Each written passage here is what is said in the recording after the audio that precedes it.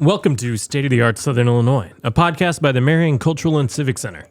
Our guest today is Brandyn McGhee, the director of Beauty and the Beast, produced by Kre8ive Arts Academy, coming up at the Marion Cultural and Civic Center. Brandyn and I discuss his background, his approach to tackling a musical like Beauty and the Beast, and how he directs with 130 kids in the cast.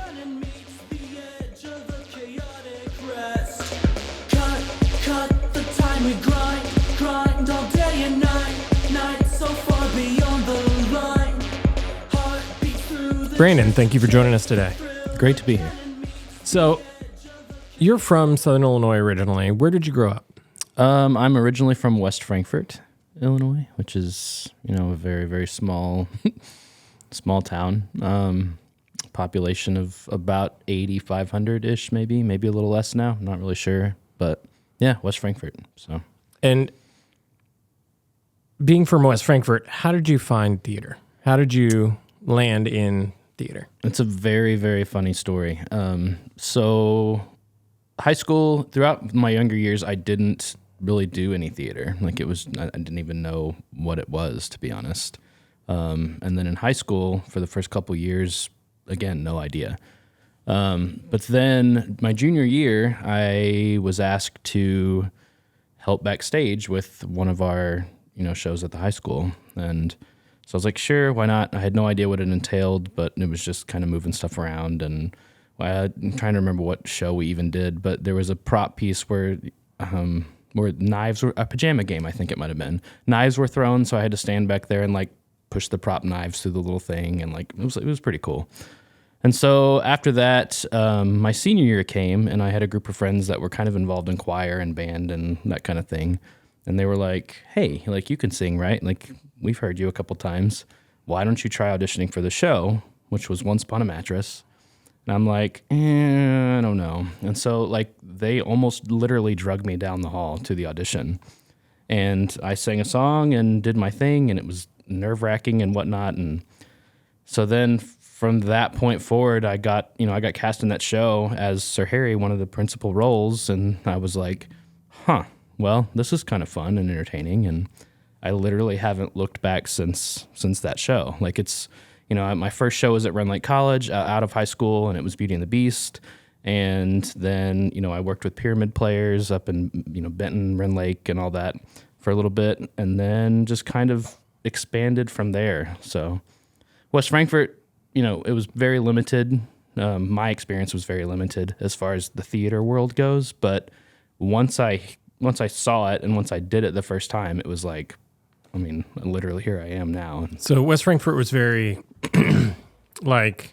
typical small town, small program theater, low production. Yeah, very, very much so. Scrappy little high school production. Yeah. We back then, theater there was, we had some really good performers and really talented people. Not that they don't have that there now. They do. I've seen a few of their shows, but it was a really strong. It was a stronger time for the theater there in West Frankfort then, and it's but it was in a small town, and we had limited resources and whatnot, and so yeah, it was smaller than things you would see at the Civic Center or whatever. And productions like that are so much fun because. Mm-hmm. You use resources in a completely different way. Oh, for sure. And use scenery in a completely different way. And and there's a there's a scrappiness to it. Like you're fighting for your art. And there's something wonderful about that in the startup and getting your start in theater rather than starting right off the bat in incredibly high level production. Right. Starting in a scrappy space where it's just people pursuing what they're passionate about and their art. There's a certain fire that can be lit there. Mm-hmm. And that's exactly what happened. They had, most of the auditorium was taken up by wrestling, the wrestling team for most of the year, with wrestling mats in there and everything like that. And they had one small little room off the auditorium where they kept with what limited platforms and wall flats and scenic stuff that they had in that little room, and that's where they also did the makeup and everything for every show. It was all that one tiny little room.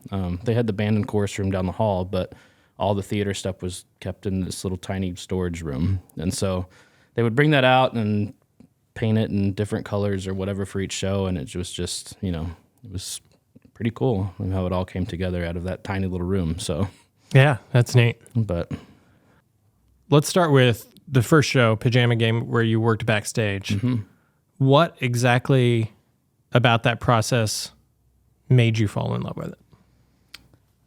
Live theater is a totally different experience from movies and whatever. The live audience, that's there. The fact that each performance can be completely different, as far as audience reaction, as far as what happens on stage, how an actor delivers one single line can change the way a whole scene happens.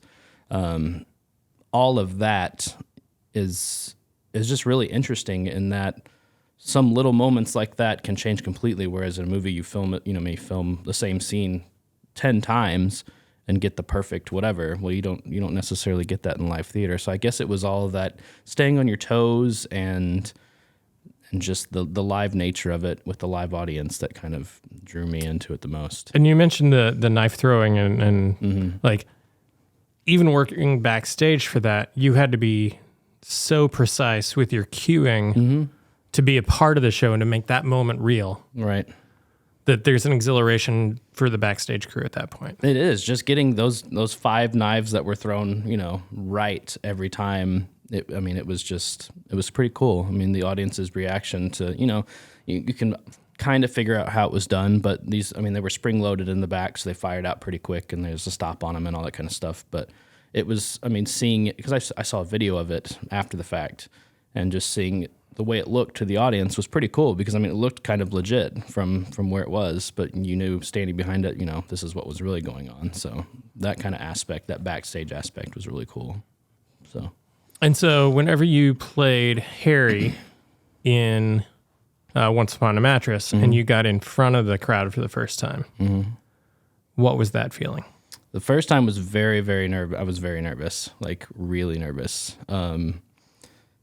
It was my first time ever doing that part of it. And so my friends kept telling me, you can sing, you can do this. And, I had never done anything like that in front of people. So yeah, it was, the nerves were there. But once I got those shaken off, it was a lot of fun. I had a great time. I got to hang with my friends and do this in front of an audience. And yeah, it was fun. You mentioned your friends being part of it. There's something about doing theater that is a communal experience, because no one person on stage can make or break the show by themselves necessarily. Right. It has to be everyone working together towards a goal. Mm-hmm. And that type of a communal project, whenever you're in high school and you're looking for a place to belong, is so important. Yeah. It wasn't just the band and choir and all the, the theater kids that were in some of these shows. Like we had people from, a couple people from different sports teams, a couple people from, other clubs on campus. And so, just seeing all those groups come together in this one form of, entertainment or this one thing was pretty cool as far as community goes. So now you're here as the director of Beauty and the Beast. That's going to be here at the Marion Cultural and Civic Center, September 9th, 10th, and 11th. And when did you decide that you could be on the other side in helping create the show? Well, Kre8ive started 2013, 2014. I was originally the stage manager for Kre8ive, which was backstage and all that kind of stuff. And then kind of was asked if I wanted to direct. And so I said, yeah, sure. I had done so many things backstage and stage managed and seen how a show had come together. And at that point, I had experience, working in the technical side at John A. Logan. Worked in the theater over there for several years before Kre8ive came to me. And so I'd seen all aspects of the show come together from various viewpoints, but I had never been the one to, kind of put all of that together into, a collaborative show. And so getting to do that, being the one to do that, to put all those elements together seemed like it would be, a great fit, I guess, since I had already seen it from so many different angles, the acting angle, the stage management, the, production angle. It just seemed like me being able to see a show from all those angles is what a director is, essentially, and putting together the creative process and the whole thing, as one complete product. It just made it a lot easier. And so doing that, I'm here now directing. This is my, I think, 5th or 6th creative show that I've directed.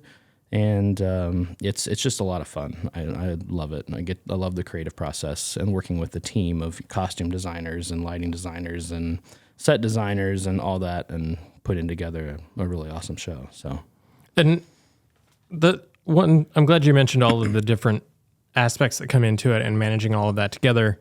The role of director for a lot of community theaters, from a traditional organizational role, is really that of both the role of producer and director, because you're really managing the overall vision throughout all of the different elements and bringing all of it together the way a producer would, while being the director for the show as well.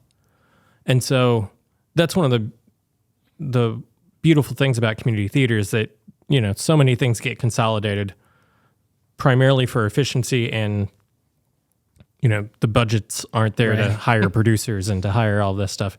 And so bringing all of that together into one role as a director is really cool. And it's really wearing a lot of hats all at once.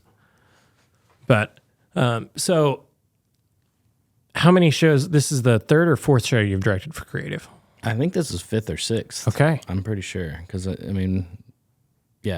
it's got to be at least 5. Okay. So it's some of these kids that are in these shows, I've seen grow up, literally from the beginning of Kre8ive.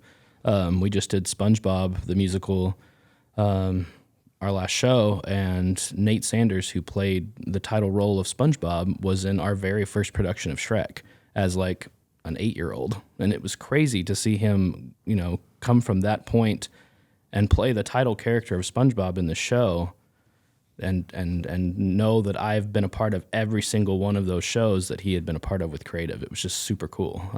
And that's the case with a lot of these kids that are in these shows. And we see them, start very young, and then here they are now playing lead roles, and it's a cool process. And Nate particularly was one that it was really cool to see just where he had come from and how much he has grown. He's an SIU student now, and he's doing theater, and it was really something awesome to see him play that role. That's got to be really rewarding for sure. To see that interaction with someone's life and to see it develop into something that they're so passionate about that that's now their major in college, and they're pursuing that for their life because of what they've been part of with you as attached to it. Right. It's crazy. He performed, one of the lead roles in SIU's recent production over there, and it was awesome to see him get to that point and be there. And it all stemmed from, Shrek the musical being night number 5 in the ensemble. It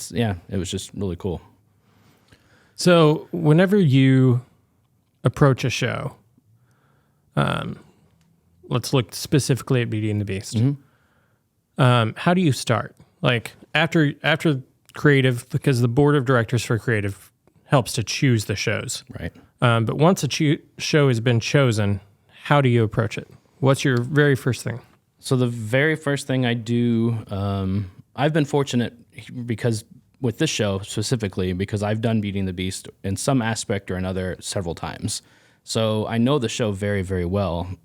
But at the same time, I wanted to take a little bit different of approach to some things, try some things out, and see, make them a little different from other productions that, you may have seen. Not to mention the fact that there's 130 kids in this show. And so finding ways to put those 130 kids into different parts of the show, that's one of the challenges in and of itself. So let's hold on right there. Yeah. There's 130 children in this show. There is, yes. Because Kre8ive is a children's community theater group, and so the oldest that anyone could possibly be is 18. Right. And it's high school all the way down through 5? First grade, yeah. Yeah. So 5 or 6. So at 6 years old, all the way through 18 years old.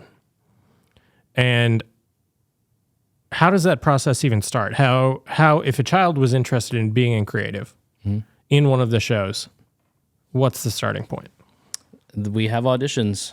Even if you're a 6-year-old, you're expected to come and audition for us, whether that means, coming in and telling us a story or singing happy birthday, or we just want to see what you're capable of. And so we have 6-year-olds that come in and sing happy birthday, and it's, that's how they get their start. They get to experience that audition process at that early of an age, and they just kind of work their way up through the ranks, I guess you could say. And eventually, you get the Nate Sanderses of the world, and they become SpongeBob in the title role. And it's like I said, it's a cool process to watch. But yeah, even as 5 and 6-year-olds, coming in, auditioning, and getting that experience is really good for them to do. So that at 6 years old, they're coming in just doing whatever they can to audition. It's pretty open-ended. Right. If a high school or junior high student wants to go for a title role, what does their audition look like? So the audition process should be the same for everyone. What we do is we put out an expectation of, a song, 32 bars of a song. Some years we require monologues. It just kind of depends on the show. But everyone is expected to do those things, whether they do them or not. That's fine. It's not a big deal. But the junior high and high school kids usually come in with both. And there's really no, I'm trying to think of the right word. There's really no age that you can be a lead role, if you get what I'm saying. So like seniors aren't necessarily the ones that get all of the lead roles. It could be a junior. It could be, somebody in 6th grade. We really just base it off of your audition and your callback, and whoever's right for the role is right for the role. That's how it goes. So how do they get from audition to callback? What's that process? So they do their audition, and they sing their song, do their monologue, and then we create a list of all the kids that we think might be good for each respective role. And then those kids come to another process called a callback process, where we have them sing and read things from whatever show we're doing, and kind of have them match up with each other and kind of read with each other for different characters, and go from there. We decide, who was the best fit and who worked well together, and that's how we piece together the show. And you keep saying we. How many people are involved in this process? So there's a music director, a stage manager. Oftentimes the choreographer comes in and listens in, myself, the director. And then a lot of times we have a rehearsal or audition accompanist that comes in too and kind of gives a little bit input here and there. But ultimately the casting comes down to the director, music director, stage manager, choreographer, those 4. So there's potential for 4 to 6 people in the room whenever a child's auditioning. Mm-hmm. And then you guys all work together, figure out who's going to be the best potentials for certain roles. They get called back, and then that same crew evaluates the callbacks as well. Right. Yep. To piece the show together and cast the show. It may take an hour. It may take 5 days to cast a show. And with 130 kids especially, it took a little while to put the kids, into their little groups and whatnot to get them where they needed to be. But we got there, and we have a pretty awesome show coming up. So, and even, whenever Beauty and the Beast is cast, you're figuring out who's going to be best to be a spoon. And yes. A knife and a dish. Yep. So there's a lot. It's not, whenever you're casting, you're not just saying, oh, this is going to be Belle, this is going to be the Beast, this is going to be Gaston. You're dialing it down all the way through 130 plus kids of this is where they're going to fit. Mm-hmm. these kids are going to be wolves. These kids are going to be townspeople. These kids are going to be dishes. Yep.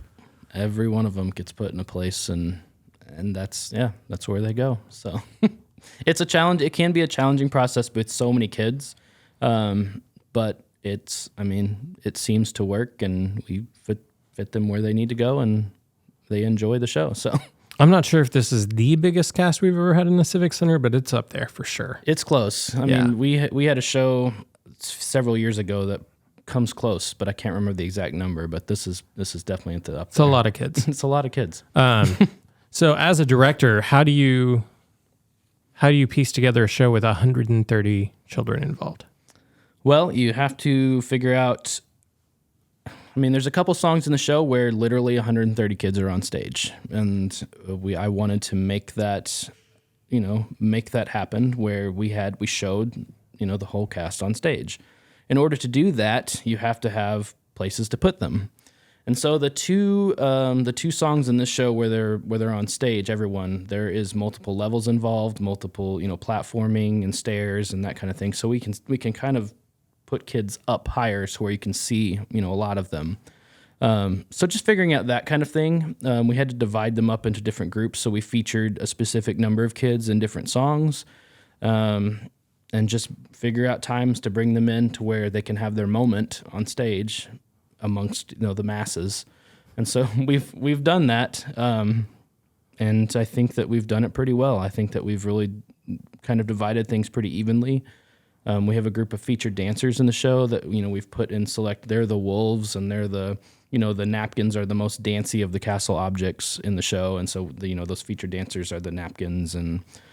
And so it's just finding those moments to feature everyone and making sure that everyone has, even if it's just a short amount of time, their moment with their group of, objects or characters or whatever, where they can be seen from the audience and not, just be hidden in a group of 130 kids. And so just strategically planning out each scene and who's going to be in those scenes. And I mean, that's all part of the production process. So.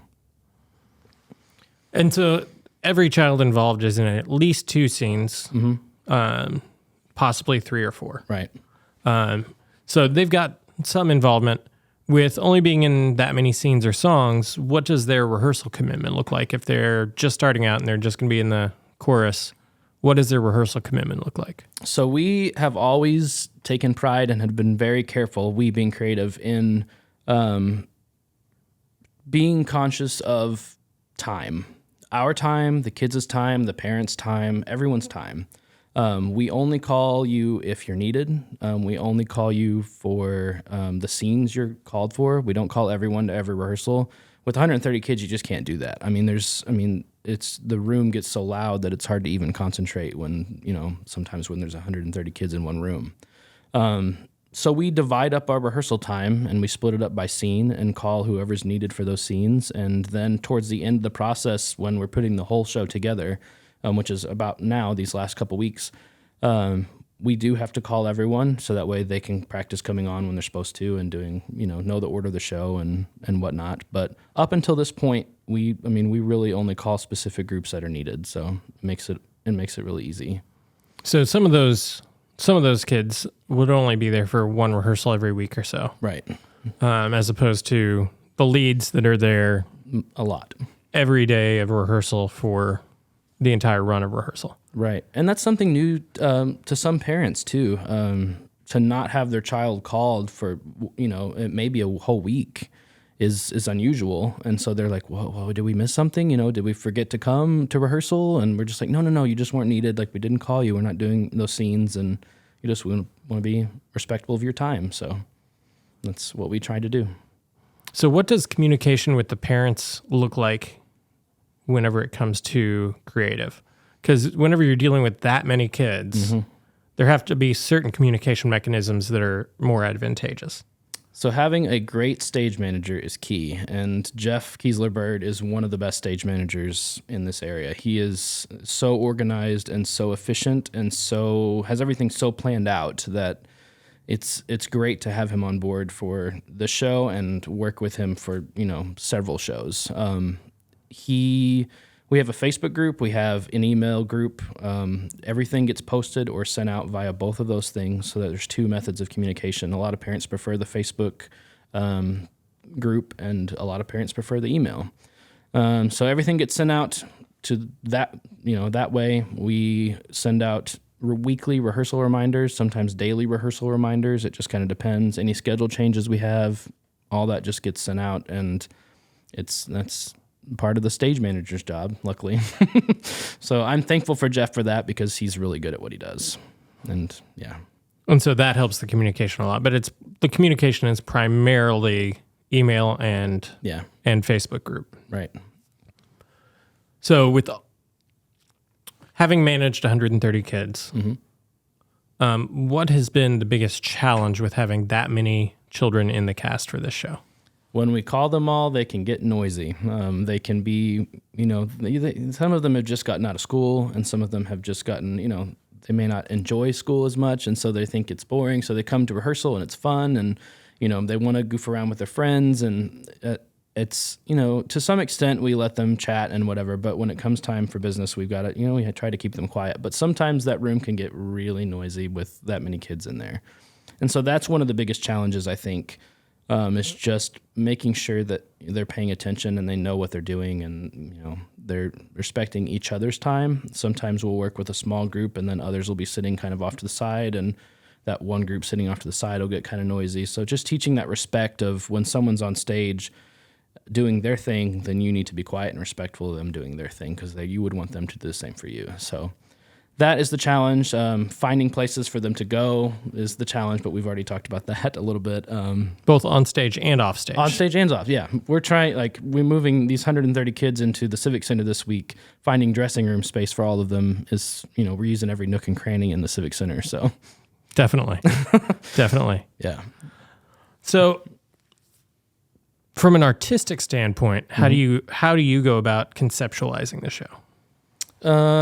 So just reading through the script. Like I said, I know this show really well, so I knew the script really well already.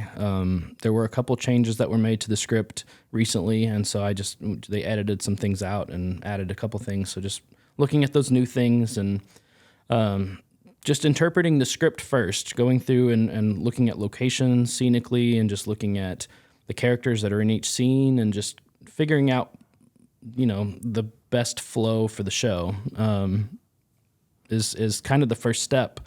Just familiarizing yourself with the script. The next thing I'd like to do is then think of the scenic design, I guess, aspect of it. We have a great group of guys that build our sets for us, and our communication back and forth is usually pretty solid. And so just communicating those needs for each scene, and what I would like to see happen for each scene, and how I plan to block each scene, is another aspect of it. And then just looking at it from all angles, choreography, seeing how we can incorporate different styles of dance into each section of the show. We're doing something a little bit different with our Gaston song in this show. Is we're going to incorporate some tap into it, which is not something that's often seen with Gaston. So we have a great group of tap dancers. That's really hard to say. Tap dancers, and we wanted to feature them. So we decided to make Gaston a tap number. Well, so, and there's a certain rhythmic nature that is in that song sometimes with the cups and everything. So that makes a lot of sense. Right. So we have some cups. The ensemble in the background are kind of doing the cup thing like you traditionally see with that song, but then our feature dancers are going to be doing a lot of tapping. So it's just different ways of interpreting different parts of the script that, that's when I said that, I'm doing some things different with this show compared to other versions you might have seen. That's one aspect, is that we're adding the tap feature dancer tap section into Gaston. So, and overall vision of the show is somewhat of a traditional production of Beauty and the Beast. Right.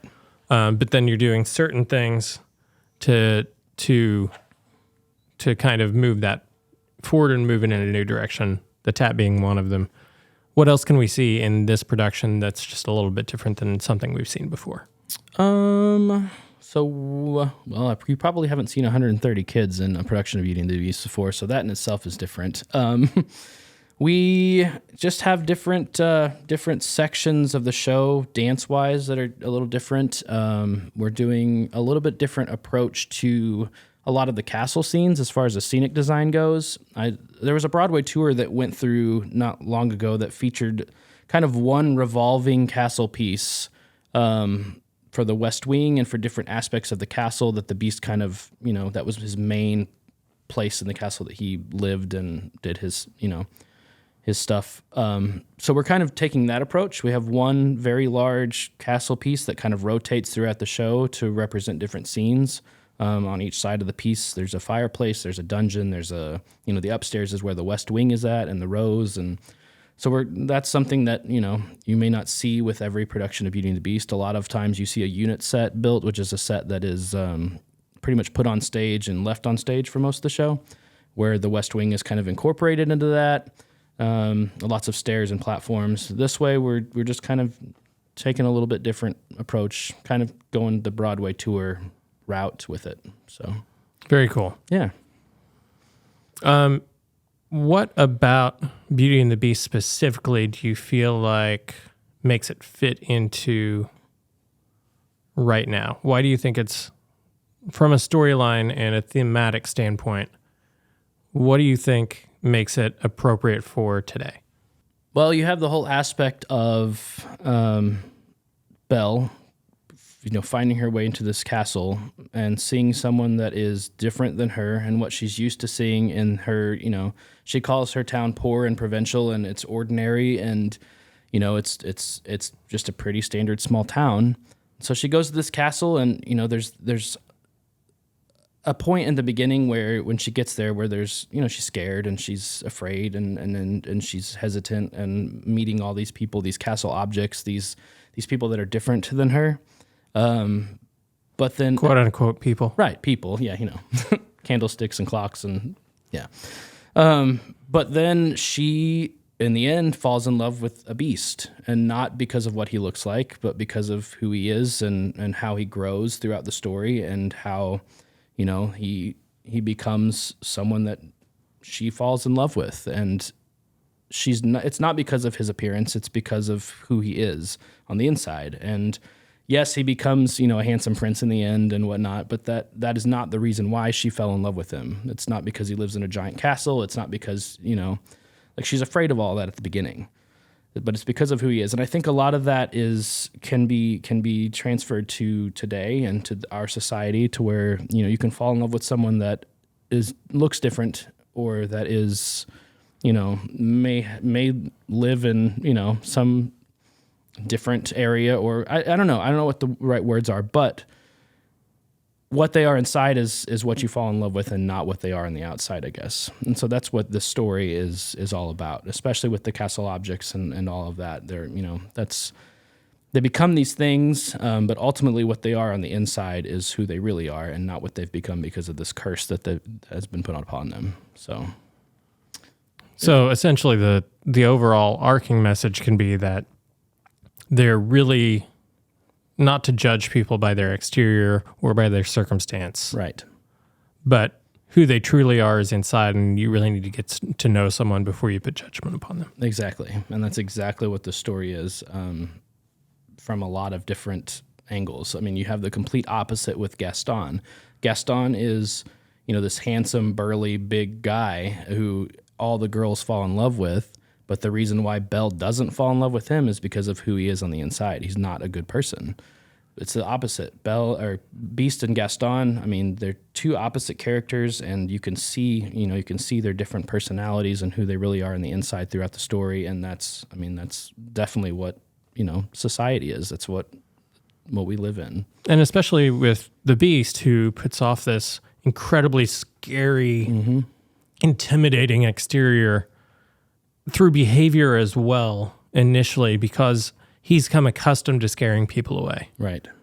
That it's not until Belle actually spends time with him that she sees past the facade of his defensive mechanisms to see who he truly is. Right, exactly. And it's a great story. It's a great, It's just it's a great thing to take into consideration into today's world. Don't judge a book by its cover. Essentially, it's it's a really great story. Yeah. Well, we're here at the Civic Center. We're always excited to have new productions and local community theater, and it's so exciting to see so many new young kids get involved, especially after the break that we had to take during the pandemic and having literally years of not having new kids involved in things here. To see this resurgency and so many kids come out for Beauty and the Beast is so exciting and really is inspiring for what is yet to come in the theater community over the next decade, because so many kids are getting a start with such a cool, fun, great production with such a great message. Right. Yeah. Well, Brandon, thank you for spending some time with us today. We really look forward to the show. Again, that is September 9th, 10th, and 11th here at the Marion Cultural and Civic Center. Tickets are available online at marioncccc.com.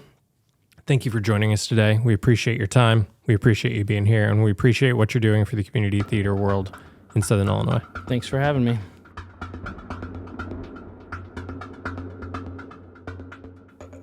Thank you for joining us for State of the Arts Southern Illinois, a podcast by the Marion Cultural and Civic Center, featuring local artists, artisans, musicians, arts organizations, and arts events in Southern Illinois, as well as touring artists coming to the Marion Cultural and Civic Center.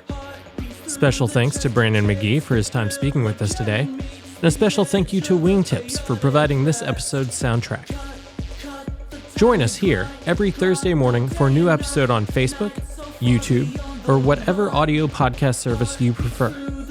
And now for Repetitive by Wingtips in its entirety.